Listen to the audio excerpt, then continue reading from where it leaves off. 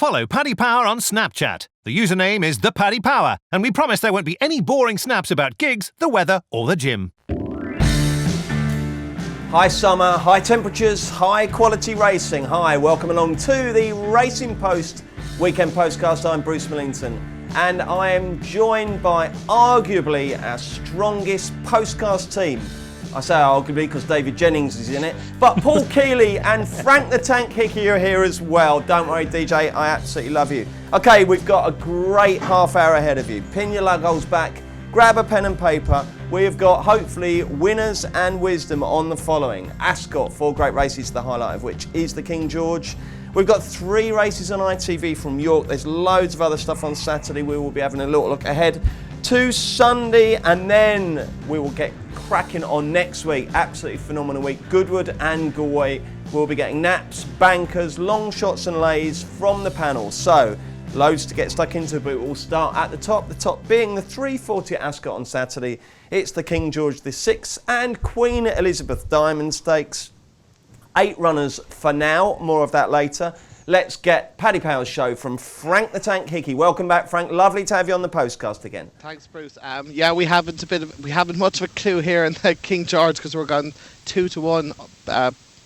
Both Cracksman, Crystal Ocean and Poet's Word were 10-1 Hydrangea, 12-1 Coronet, 25-1 Rostropovich, Salowin's 33 and Desert Encounters the Rag at 66-1. Kills, we'll start with you. Let's tackle the Cracksman situation. I mean, basically, if it absolutely lags it down at Ascot and it gets into the ground, he runs.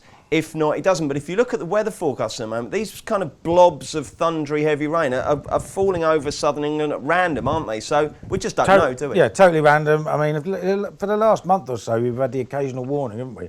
Hasn't been a drop of rain around my way. It lashed down in Hyde Park not so long ago, didn't it? So, I mean, it's not, anyone's guess. I mean, I'm assuming that he just doesn't run. Should we bet without? Well, I'd say bet now, hang on a without, sec. Quickly, if he runs, what sort of chance does he have? Not very much if he's in the same form as he was at Ascot and at Epsom the time before. I just think he started to look reluctant more than anything else now. It might be wrong, but I'm not buying doesn't act at Epsom at all. He had his ground then, and he just looked laboured against Salowin, who shouldn't really be up to this. And he looked like he didn't want to know at the start at Ascot last time, didn't he? In the Prince okay, of so Wales. whether he wins or whether he runs or doesn't, you don't fancy. I'd be opposing him. I haven't got a massively strong opinion between Crystal Ocean and Poet's Word. I think Poet's Word is probably the slightly better horse. Maybe has a bit more speed, might not have enough stamina. And obviously has won at 1.5 miles, but his strongest form was at 1.2 miles. I just thought Crystal Ocean was a bit laboured. Only beat Red Verdon. I didn't think that was that impressive, did you? I just thought, total authority, great win. Yeah, no, I didn't. I didn't think it was that much. If the dead 8 went, I would half give Coronet a shout, but then she probably wants to go around fast, and if the dead 8 went, it probably means it won't be. Okay.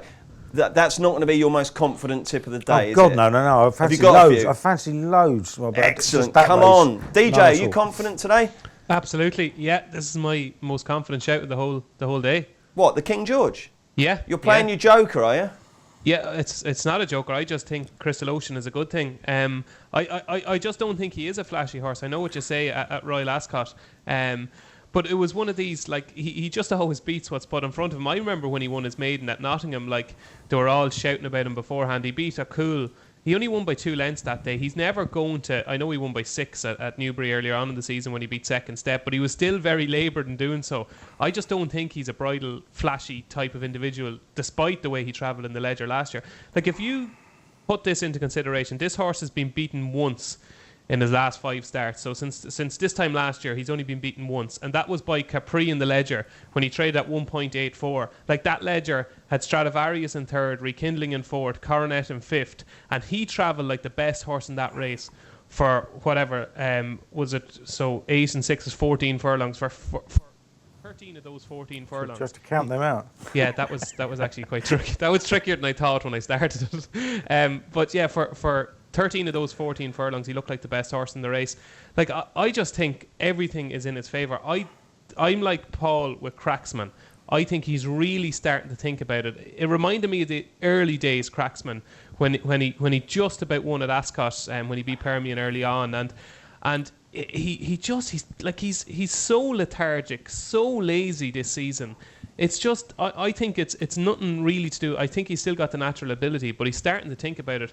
He doesn't appear to be progressing. Crystal Ocean, I think, is the real progressive one. He won't care if it chucks down. He won't care if it's rock hard. He goes on any ground, and I think he'll win. I'd be really disappointed if Crystal Ocean doesn't win. Do you get countdown in Ireland? Yeah.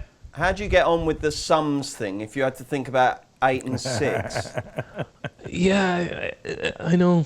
Okay. Yeah, that was a poor attempt. Frank, Paul Keeley quite fancies Poet's Word. David Jennings really fancies Crystal Ocean. What's your view of this race? We took a little bit, when we thought Cracksman wasn't going to be declared, we took a bit of a position at the start of the week, making Poet's Word favourite. And I would agree with Paul, I would have him slightly over Crystal Ocean. I know what David's saying about Crystal Ocean's kind of progressive, and he's only been beaten once in the Ledger in the last 5 runs. But if you look at what he's actually beaten in those 5 runs, Khalidi can't, I'd say, is absolutely gone at the game. That was at Goodwood last year. He won at Sandown, a short head from Fabricate. Fabricate's 10-1 for a listed race at York tomorrow. Second step at Newbury, he beat Who's Solid but Nothing Spectacular, and Red Vernon was a 33-1 shot at Ascot.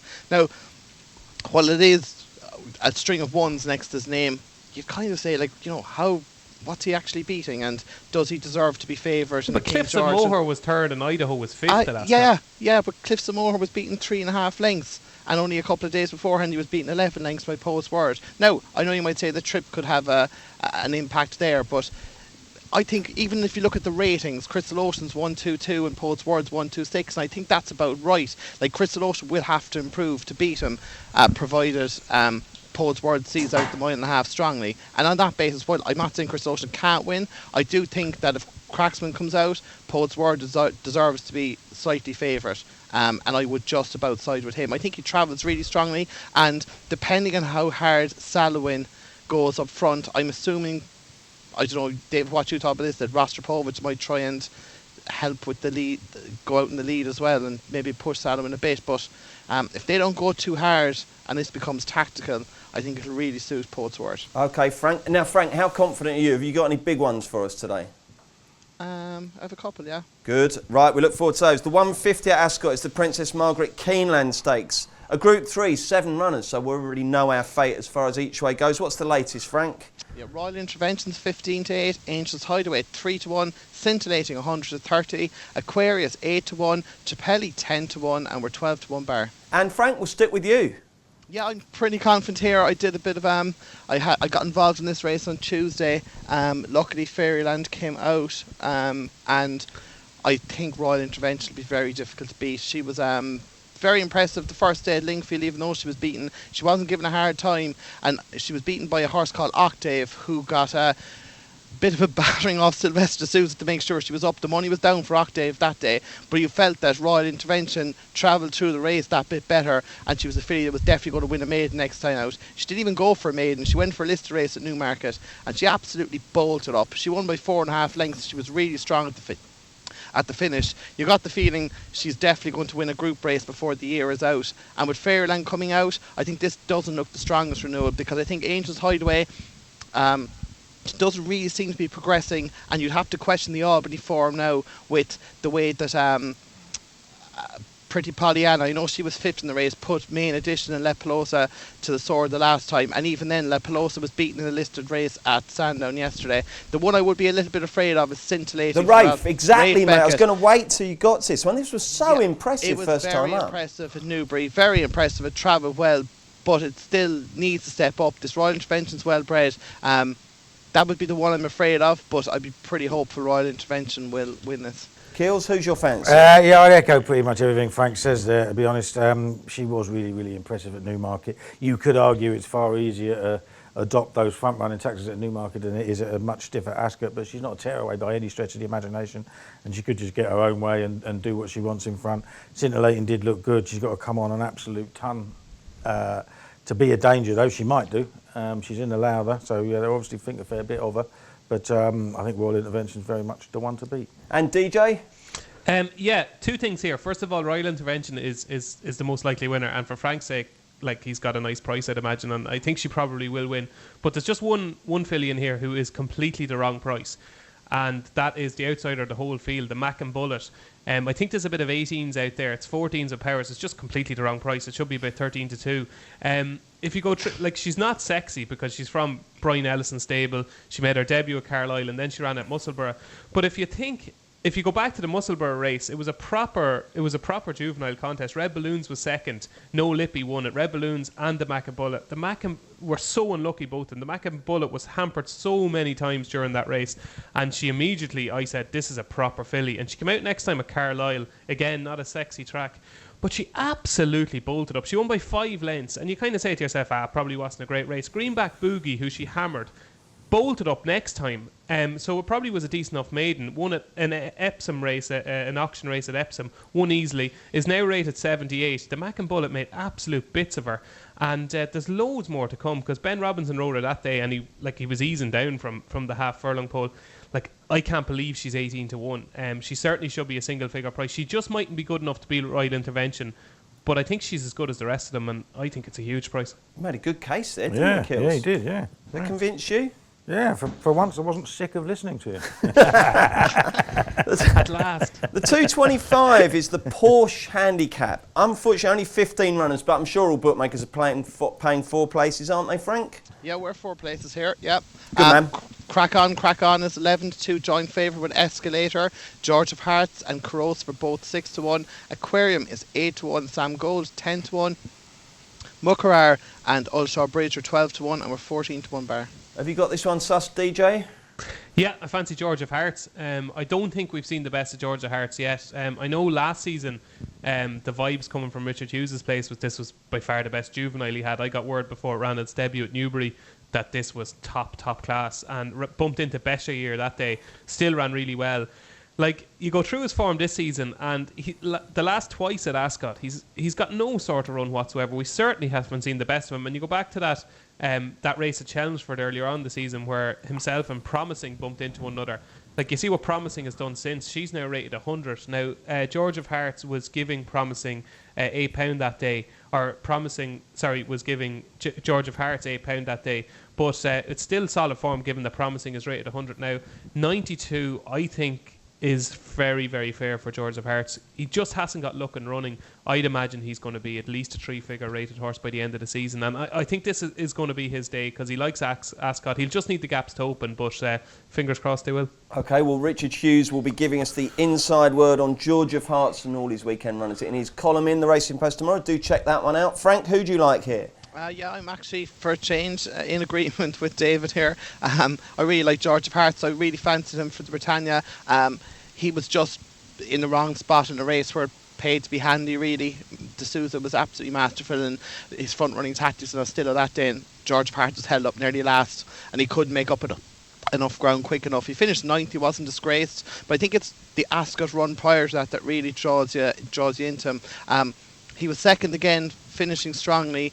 He was well backed. He went off 7-2 that day, but the horse that beat him was Society Power. Society Power was running off a mark of 93. He's now rated 108 after finishing second in the Jersey. The third that day, Stormbringer, was running off 95. He's won a very competitive 3-year-old 6 furlong handicap at Newmarket a couple of weeks ago off 100. Was it off 98? Sorry. He's now got up to 105 as well.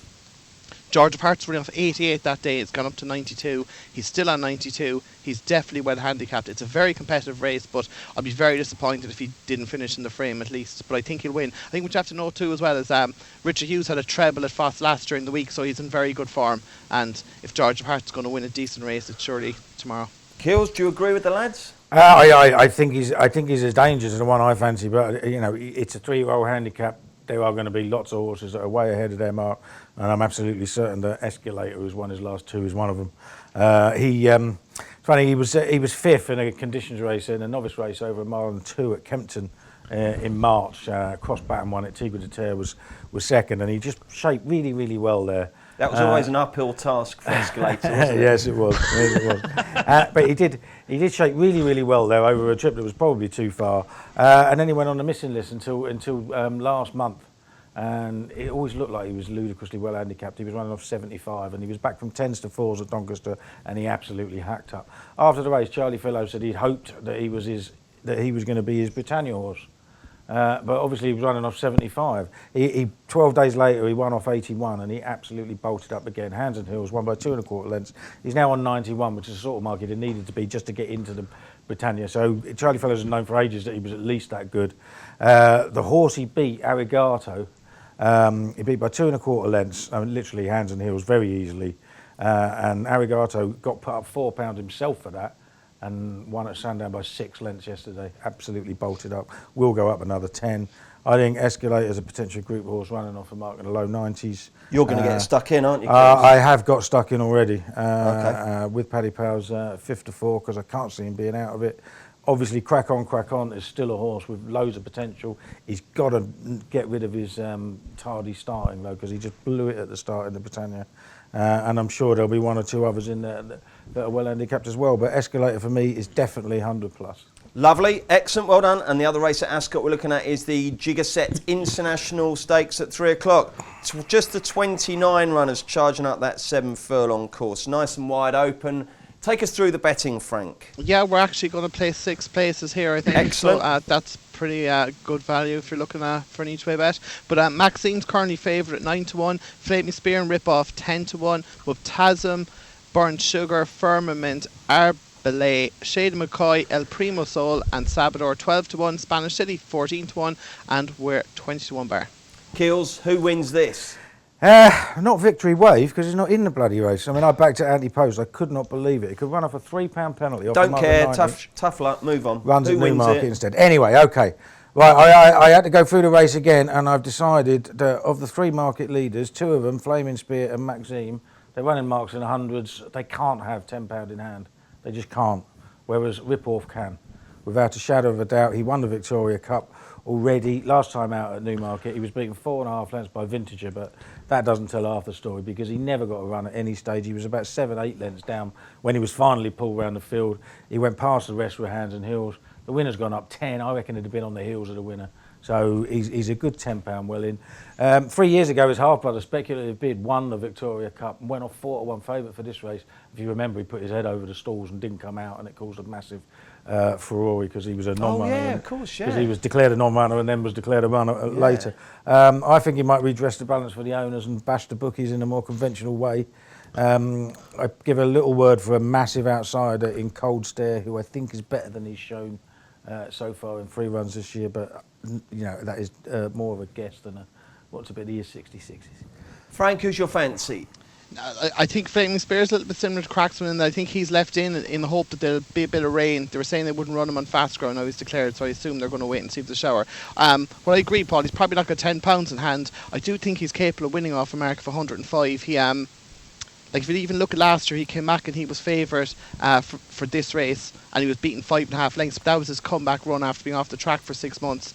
And next time out after that, then he absolutely hacked up at York off a mark of 101. He's only £4 higher. Now he made his return in the Royal Hunt Cup off this mark of 105, and he won his side. He travelled really strongly, but he was just drawn away from the majority of the action. I think he can run well if he does run, if the rain does come. But assuming he won't run, the 2 that interest me, and they're both prices. The first one is a horse of Archie Watson's now called Chessman. He's a bit interesting because he had a bit of a reputation initially when he was with John Gosden. He won his debut at Kempton very easily, and then he went to Newbury in a handicap the following April, which is April of 2017. He made a debut off 87, which looked like he was thrown in. He went off 7 to 4, and he was beaten in neck. Now the horse that beat him was Bacchus, who of course won the Wokingham this year. Bacchus is let me just get it there. He was rated only 90 odd, I think. There, he's obviously won the Wokingham and gone up. He was off 92 that day. Sorry, he's up to 110 now. The next day out at Haydock, he's gone off 4 to 5 for another handicap, beaten by Silent Echo, who was running off 85. I think he placed in the Wokingham. He's rated over 100 now as well. And then he ended up running 7th in the Jersey. Now the thing is, he switched then to Archie Watson, who's in absolutely tremendous form at the moment. He's 9th and 24 in the last 2 weeks with a 38% strike rate, which is incredible. But in his first run this year, he finished third in a kind of a conditions race at Kempton behind Gelato and Arad. He was only beaten 3/4 of a length. Now, the two of them were rated 110 and 108. He was off level weights with Arad and getting £7 off Gelato. The wheels kind of came off a little bit where he was beaten at Naas in a listed race, and he didn't get the mile at York, I don't think, when he was well behind Sovereign Debt. But the last day at Chester, there was a bit more to him. He was 50-1 that listed race, the Promising that David mentioned earlier was second. Oh, This Is Us had won. The likes of Lake Vaulted, Tommy Taylor, Kimbrella, etc. were behind him. They're all rated in the hundreds. He was off 95.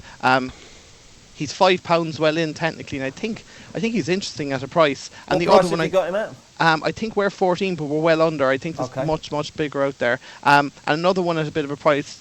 Again, we're under, but there's bigger out there. Sabador, Fred Walker. Jesus Christ. Unlucky, DJ. You must be delighted to have me back, are you, David? This is incredible. I swear you won't. I let you finish, but this is incredible. The two horses I've written down are Sabador and Chessman. But Go away. That'll save us 10 minutes. No, but Saboteur, again, he's yeah, it's very funny. He was very interesting. Like, he looked really good as a trio last year. He went into the Britannia off the back of 2 wins from 3, and he was 16-1. He wasn't disgraced finishing midfield. He returned to the Victoria Cup off a mark of 93, and he was a little bit unlucky. He looked like he was going to win the race. He came there in the lead, and you're like, right, go and kick on.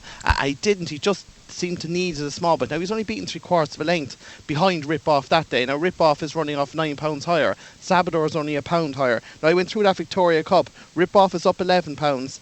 Sri Feng has won a listed race, up 2. Sea Fox won at Linkfield the other day. He was up £1 before that, but he'd probably get another couple of pounds for that. Veer Serendipity won at Sandown's, up £4. Spanish Cities won at Doncaster. Gilgamesh has gone up £7 for winning at York. Burnt Sugar won the Bunbury Cup. So the race has worked out really well. Now, Sabador had one run at Chester, but I don't think the track suited him, and he's back to Ascot. He looks like he definitely is well handicapped. 100% is well handicapped. I'm hoping that he'll outrun his odds. I could see him running very well. Lovely. Very Well done, Frank. Very strong cases there. David, anything to add? Sorry, mate. You've had your thunder well and truly stolen there, haven't you? yeah, 29 runners, like, and this was the one race I really wanted to come first to me, because I just You should have like, said. the two of them absolutely stuck, but you came to me first for the last race, I think. But the two of them, like, at huge prices, completely just jumped out at me. The only things I'll add to Frank's cases for both, Sabador would just about be my first pick ahead of Chessman, but Sabador, when he won a handicap at Ayr last summer, it was one of these rare occasions where a horse absolutely pulls for the whole way and then still manages to quicken a bit. JK by over 3 lengths that day off a mark of 85. When I seen that race, I said I didn't care what was in the race. This is a group performer in the making. And since then, we've only seen him 3 times. When he ran at Ascot in the Victoria Cup, I just thought if one of the gaps opened, there was about 3 different times where a gap almost opened. If one of them opened, I thought he would have won. Ever since then, I've just been dying for this race. And the race at Chester just stank to me of, let's get this horse ready for later season campaign. And Chester didn't suit because he was turning all the time and he didn't enjoy it at all. He was far too keen. He's off 94. He's I think he's much better than that. And with Chessman, I tipped Chessman when it ran in Naas at that listed race earlier on the season against Brother Bear. Wayne Lorden rode it that day, and he was just quite keen and fizzy early on in the race. I think Archie Watson, and even listening to him before that race, I think he's only getting to know the horse now. That was a cracking run at Chester. I'd say this has been the plan all year, and you can actually get 25s him and 20s Sabador in other places, and I think both of them will be in the first 4. Lovely stuff. That was Ascot. Yorkie's next. Success ain't earned, it's bought. That's why at Paddy Power, we paid the big bucks for the best tech nerds in the world to develop our new, fastest ever app. Download the new app from the App Store or Play Store now. 18 plus, begambleaware.org. Welcome back. We've got 3 races at ITV at York supporting the action at Ascot. And we'll start with the 205. It's the Sky Bet, Britain's most popular online bookmaker handicap. 8 runners in this. And Frank, how do Paddy Power bet? Yeah, Get Knotted is 9-4 favourite. Culturati 3-1. Arcanada 5-1. Starlight Romance 6-1. Or Fly 8-1. And we're 10-1 bar. Get Knotted going for the hat trick, DJ. Can he pull it off? Yeah, has to win. Won it obviously the last 2 years in a row. The run last time at York, like it says it like he was beaten 4.5 lengths, but if it was a 7 furlong race, I think he might even have won it. Travel there absolutely tanking, and you're kind of going, will he stay? He just doesn't stay a mile. I think this is tailor-made for him. He looks in just as good a form as he was when he won the race last year. I think he won the race last year off 94. He's only a pound higher now off 95. York Specialist, you know, obviously comes alive this time of year. I loved that run last time. I think he's a rock solid favourite. Do you, Keels? Yeah, I do. Yeah, I can't see why he shouldn't go really, really well. Obviously, you know, going for 3 on the spin, did run really, really well last time. One word of warning for anyone thinking about an each way bet in the race is that Alfred Hutchinson at the bottom runs tonight, so might not turn out again. Yeah, I mean, Arcanada goes fast as well. That'll suit Get Knotted. The big danger is Culturati. We don't know how good he is. He was actually joint favourite for the Wokingham 2 days before the race last year. Came out. We haven't seen him since, but he did win very, very easily when he did last run. He could be anything, but I'd rather go with the safety first. Get Knotted. Frank the Tank? Yeah, look, Get Knotted's most likely winner, but I'd be willing to take a chance on Culturati. He's very lightly raced. He's obviously had issues, like as in he only ran 4 times in 2015. He had 1 run last year where he won nicely at Newmarket, and as Paul said, he was really strongly fans for the Woking, and we haven't seen him. He's been gelded since. He's gone up from 94 to 100. I don't think the absence would be that much of a concern in that he won off an absence last year, but he's the one horse that could be absolutely chucked in still. He could be a group horse. I'd be willing to give him a chance at 3 to 1. I think that's fair enough. 19 declared for the 240, the Sky Bet Dash, over 6 furlongs. Frank, I should think this is pretty open on the betting front, isn't it? Yeah, we're 5 places here as well, but Intisab is favourite at 6 to 1 after winning last weekend. Growl 7 to 1, Engizat 8 to 1, Golden Apollo 9 to 1 along with Harome. Baron Boat is 10 to 1, Tommy Taylor and Dasha 12 to 1, and we're 14 to 1 Bar. What you got for us, Kills? Yeah, well, this is one of the ones that worries me because apparently the likelihood of ground-changing thunderstorms is greater up north than it is down south. And the horse I really liked all week for this is Haram, who's been bolting up.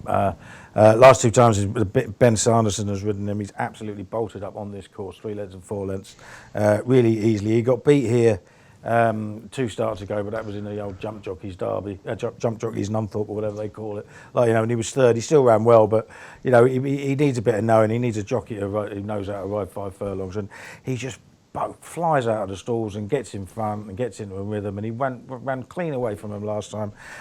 He does stay 6 furlongs. He might be better at 5, but he definitely stays 6 furlongs okay. And I think it'd be hard to peg back if the ground doesn't change. If it does change, it turns the whole race upside down as far as I'm concerned. I'd be quite interested in Golden Apollo. I keep backing him. I think maybe a bit of ease in the ground might be the answer because he won at the Shergar Cup last year on Good to Soft. And Holmeswood, I'm convinced Holmeswood's got a big run in him. He's only run well once really this season, but he's definitely handicapped to win again. Well, I'm up at York today and tomorrow, Kill, so I'll be up at the crack of dawn. I'll send you a text to let you know, because I know you're out walking the dog at about 4:45, aren't you? So I'll give you the latest info on overnight rain, okay? Frank, who do you think will win the Sky Bet Dash? I've quite a strong fancy here, to be honest, Bruce, even though it's a big field handicap. I think last year's winner, Flying Pursuit's got a massive chance. I think the ground's already described as good up there, and there's some more rain forecast. There's a good chance this will actually be on the soft side of good by the time they run it tomorrow.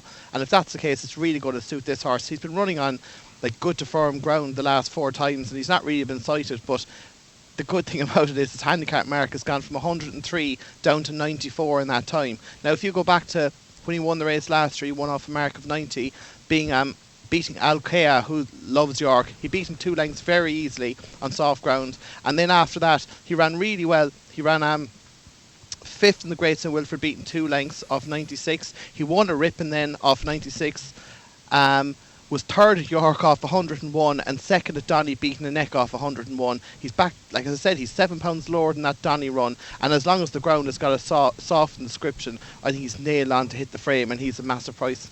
Okay, and DJ? Golden Apollo for me. Bruce Keels mentioned him there. I just think, like, Tim Easterby obviously won the race last year with Flying Pursuit, but Golden Apollo always looked at ideal type for this race, and the rain is the key thing here, because like he has got form on like soft ground, good soft ground. If it does cut up a little bit, it'd be right up his street. I think like he's dropped from 99 to 94. I think he's starting to look well handicapped.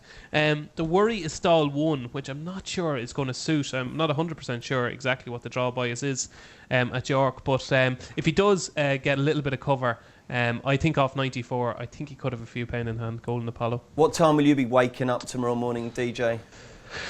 Tomorrow morning. You a good Saturday- sleeper? Yeah. I never wake up in the middle of the night ever, which is great. I'll get up at around 8. Oh, you'll be too late by then. Kills will have hoovered up all the value based on the weather tweet I send. Okay, and the other race at York on the telly is the 3:15, the Sky Bet York Stakes, a Group 2. Frank, take it away. Alaricam's 13-8, Smart Call 3-1, Forest Ranger 5-1, Thundering Blue 7-1, Eugenio and Fabricate 10-1, Barocco 25-1, and Euro Nightmares the Rag at 33s. And DJ, hopefully you've got a massive fancy here because you're going first. No, I don't, Bruce. I just think it's impossible to have a massive fancy in this race because you just don't know which Alarcam is going to show up. I fancied him strongly in the Irish 2000 Guineas, and while you can say that nothing went right in the race and, you know, he was taken on up front and he was a little bit keen and there are excuses to be made, but it's very hard to be really confident about a horse coming in on the back of that run and after a 63-day break. If he's not up to scratch, you know, Smart Call will probably win. I thought he was very, very, very good at Newcastle because there was a couple of moments where the gaps weren't going to open. But then if you back Smart Call at whatever, is he 3-1 with Powers, like you're backing a horse who you know is not good enough to beat Alarcam if Alarcam is the same Alarcam that ran in the Guineas and was fourth to Saxon Warrior. So I just think it's impossible to have a bet in this race, and I won't. Okay, don't. Frank. To be honest, I think it's a bit of a horrible race. I wouldn't be convinced Alarcam. I think the softer ground might help him a little bit. I definitely wouldn't like Smart Call, and I'd be pretty sure when I get my way later, this will be a bigger price. Forest Ranger carries a penalty. Thundering Blue wants a big field handicap where he can be held off the pace and pick them up late. The one I'd take a chance on would be probably Fabricate. If you go back to Sandown run earlier in the year, he was only beaten a short head by Crystal Ocean off level weights. Now, Crystal Ocean clearly needs the run that day. But he handles soft ground. Michael Bell's in tremendous form as well. I think he's operating over 30% for the last 2 weeks, which is incredible for a stable like his. So, yeah, it's not a race I've much confidence in. But if the 8 run, I'd probably just have a small each way bet on Fabricate at 10-1. Kills, those two negative ninnies, never mind them. Who do you fancy? Well, it is a hard race because we know Alarcam as the best form and could still be top class. He was said to have a respiratory infection after Ireland, but I mean he's still got previous days. So I'd take him on. I'm not convinced about Smart Call. I'm not that worried about the size of the field for Thundering Blue, to be honest. I just think he's a really, really progressive horse who travels well. Really seems to like York as well. I mean, you got to remember that was a fairly steady place that Euc and Glenn set in the John Smith's Cup last time. But basically made all, and he's came from virtually last to finish second. I think he did really well there. They might not go that fast, but according to the trainer, this horse wants a bit of cut as well. And he's been running cracking races on good to firm ground. And if he is better on soft ground, then he'll be up there. I'd back him each way if the day go. Good stuff. Right, let's get the roundups then. We'll start with Keels. What else? We've got the rest of Ascot, we've got the rest of York, we've got Gowran Park, we've got Newcastle, Chester, Newmarket, Salisbury and Lingfield. Loads going on. Who should we be backing? Well, keep your nap up your sleeve. Okay, the nap is definitely up the sleeve, but there are so many horses. You know what the weather was like last night, weren't you? Could not sleep. So I mean, I've just been studying all night long. So I got quite a few. And do you wake up like quarter to 2 in the morning? I don't even bother going to bed when it's that hot. I didn't go to bed till 3. It was pointless. It was baking hot. So I just sat at a computer and studied. Visions of Keels sweating like in bed in a string vest. Go on then, Keels. I think the key with these roundups is the horse, the time, and the meeting. We're not too fussed about the reasoning, but crack on. All right. Anyway, Power Allied 310 Chester, got stall 1, been running well. If there's any rain around, he's a good thing. Master Brewer 415 Ascot. Nate the Great will be a short price, but having been second in the Chesham. But Master Brewer ran really, really well at Newmarket. Won a 4-runner race, second and fourth one easily since. Ribeiro 450 Ascot. He was favourite. This is the Lady Amateur Riders race. Favourite for the race 2 years ago, but blew out. But last year landed a massive gamble over 6 furlong at the track when trained by Mick Easterby. He's now gone to Gay Kellaway. First run for her. She put Serena Brotherton on.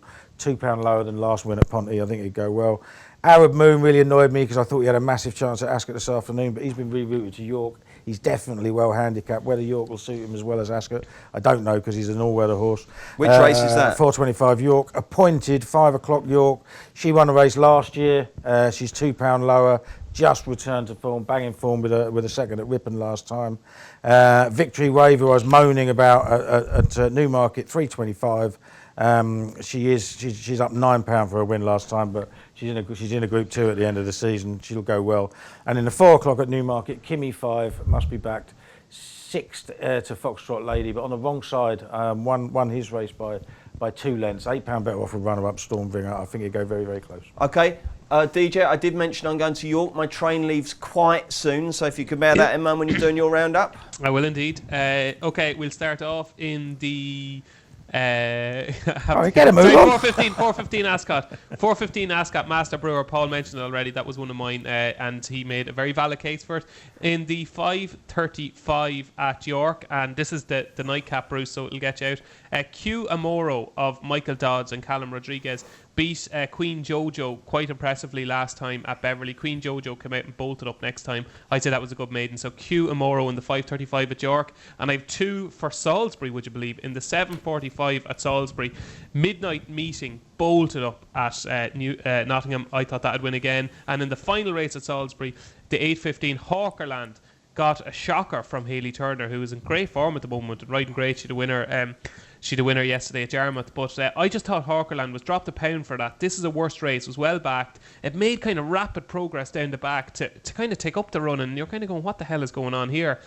Just thought that the race didn't go to plan. It's back to the same venue that it ran well behind O'Cool at earlier on in the season. So yeah, I thought Hawkerland in the 8:15 at Salisbury was one of my strongest fancies. Lovely, thank you very much, DJ. And Frank, what you got for us? Yeah, I only have a few. Ascot 4:15, 7 furlong listed race. Obviously, Nate the Great set the standard on the second in the Chesham. He's only narrowly beaten, but I really like Master Brewer. He was a massive eye catcher and debut in Newbury and a really strong maiden. I don't think Frank listened to either of us. I know, there's 3 votes for him. You might give one of them, as the lad said, or whatever. I genuinely wasn't listening because I was trying to look at Goodwood and Galway for next week. Oh, fair enough. Honesty is always the best policy. Whatever the lad said, Master Brewer, he'll beat Nate the Great. I really like him. What else do I have? 5:40 Newmarket. Did you mention Bedouin Story? No. Oh yeah, it's running off 75. It's a bit of a slow learner. Went off 33-1 for Newmarket maiden at the end of last year. Didn't show much. Was well punted. Went off 4-1 for maiden earlier in the year. Newmarket again didn't show much again, but the vibes are really strong about it.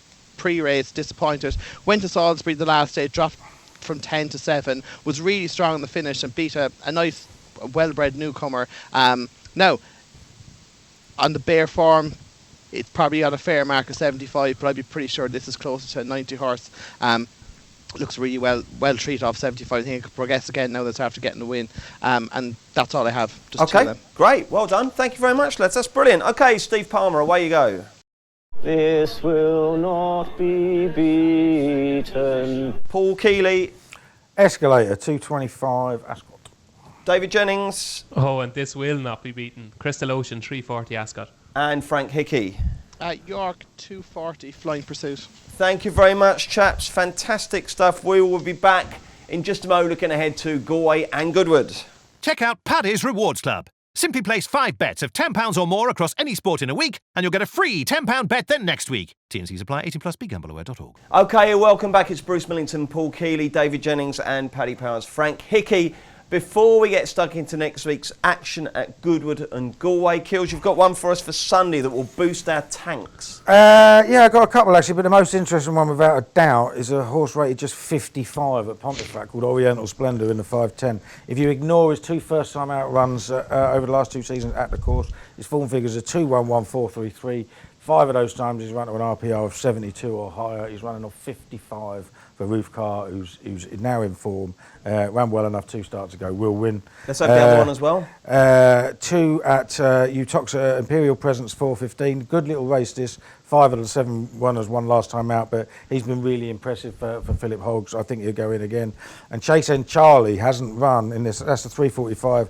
Hasn't run for nearly a year and a half. Trains trainers to Henry Oliver, who's booked Richard Johnson. I think 10 of his 24 rides for the yard have been in the first 2, so he's not just out for a quiet run on his first run back. Chase and Charlie. Good man, Kills. Right then, one of my big bugbears about racing is that Goodwood and Galway always take plus in the same week. I think it's absolutely mad. They should stagger them. They won't. We've got to get on with it, and at least we've got to enjoy what is a sensational week. So the racing at Galway from Monday through to next Sunday. That's a 7-day epic. And then obviously Glorious Goodwood, Tuesday to Saturday.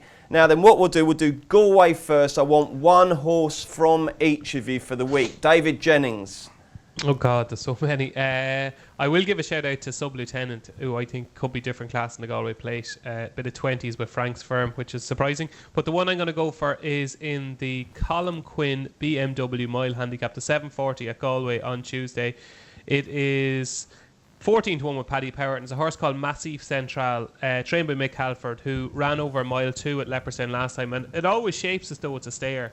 But I think it just needs a real fast run mile. Hopefully it'll get drawn towards the rail. Very, very similar type of horse to Brendan Bracken, who won the race a couple of years ago. If it does get stalled 1 to 6, expect it to be up with the pace. And I think off a mark of 100, he's got maybe £8 in hand. So Massif Central on Tuesday at 7:40 at Galway. Frank, who's your Galway good thing? Yeah, I'm going to go for probably one of the most difficult races of the week, the Galway Hurdle. And I really like David's charm.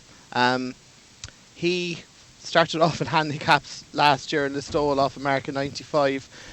So obviously the fact he's even running this race is some training performance, but he absolutely bolted up that day in Listowel, went to Galway to the festival last year, ran over 2 miles, 5 furlongs, hacked up again off a mark of 111. Went back to Listowel, was only beaten in the neck by Lagos to Vegas. He's probably a small bit unlucky off a mark of 127, but it's the run of Fairyhouse December that really catches the eye. That good handicap hurdle is always a good pointer to later on in the year for both the Carl Hurdle, Leopardstown and the County Hurdle. But surprisingly enough, they held him back. Whether he had an issue or not, I'm not sure, but I would be thinking they probably eyed up this race. He had 2 spins on the flat and just 2 maidens. One at the end of June, one in the middle of July, so it's basically just prepping him for this. He's off a mark of 144, and just look at that Fairyhouse race. He'd married a V second that day. She's obviously come out and won a decent handicap since, and there's a few in there like Yaya Fizz and Ben Dundee and stuff who are decent handicappers behind him. He's progressive, he has course form, he'll stay a bit further, he's versatile ground wise. I think he's a very fair bet. I think he's about between 12 and 16 to 1 depending where you go, but yeah, it's a fair price I think. Frank Hickey special, David's charm, and what day's that, Frank? That is Thursday in the Galway Hurdle. Right, don't forget that one. And Kills, have you got one for us? Yeah, again, one of the harder races, the Galway Plate. Obviously, it's 10 years since a British trained horse won it, but I do think that Neil Mulholland's Colondra is potentially well handicapped on the Mark 147. Had a really good novice season last year. A good third to the ridiculously well handicapped Traffic Through Ede in a Grade 2 handicap chase at Cheltenham in April. Does want decent ground and travels really nicely, and I think the track will suit. And one of Frank Hickey's guilty pleasures. Right. Yeah, no, I'd be quite keen on him as long as it doesn't rain, but there seems to be a bit of rain forecast next week, and that would turn me off him if it did go on the softer side. But there's no doubt that run at Cheltenham he shaped like the best horse by a mile that day. He was out wide and travelled really strongly and just got nailed late up the hill. Okay, that's 7:20 at Galway on Wednesday. Right then, chaps, Goodwood, what we're going to do is we're going to do a banker for the week, a long shot for the week, and a lay for the week. Keely, your banker. Sorry, Keels. Keely, that was very rude. Yeah, 150 Wednesday. The 2 mile 5 furlong handicap. They've unfortunately let the cat out of the bag a little bit by booking Sylvester de Sousa so early, but Lil Rockefeller, obviously better known as... That'd be great, wouldn't it? If Lil Rockefeller, better known as a staying hurdler. The last time he ran on the flat, he was rated 133 over hurdles. He's 154 now. He was as high as 164. He could have absolutely tons in hand. Sylvester will bounce him out, and I think he'll just win easily. And you'll hear co-owner Andy Smith all over the South Downs. I was begging him not to release the jockey until the betting came out, and he did. Couldn't help himself. Who's your banker, DJ? Mine is in the 225 at Goodwood on Wednesday. The move over to Matchbook handicap, but obviously if you can back with Paddy Power too. It is a horse called Drill, trained by Luca Kamani. Won last week, or two Saturdays ago at Newmarket. I thought he absolutely bolted up. A real steady, progressive horse from Luca Kamani, middle distance handicapper. He won that race off 85. I was convinced he'd go up 10, possibly more. Only went up 5 from 85 to 90. I think he's got loads in hand. I can just see him building up a sequence, and he would be my idea of the bet of the week. 225 Goodwood Wednesday. I think it's 7-1 with Paddy Power. That's Drill. And Frank, who do you like? In the Nassau Stakes on Thursday, I think. The one I really like is Voracious. She was obviously well touted for the 1,000 guineas, but met a setback shortly before it and missed the race. But she came back in the Coronation Stakes, and she ran on an absolute sledger. Because if you saw the interview with Michael Stout beforehand, he was basically saying she badly needs this and she'll come on a ton for the race. And she actually ran unbelievably well. The fact she clung on for third was a testament to how good she probably is. Like, Alpha Centauri is clearly the best 3-year-old of any sex around over a mile at the moment. She's absolutely top class. And I think all three of them, the first three home that day, I know Alpha Centauri broke the track record, but I think Treading and Voracious both dipped under the track record as well, even though they were well beaten. I stand to be correct on that, but I think they did. And then she obviously had the 1,000 guineas with her Bills and Brook behind her. Now,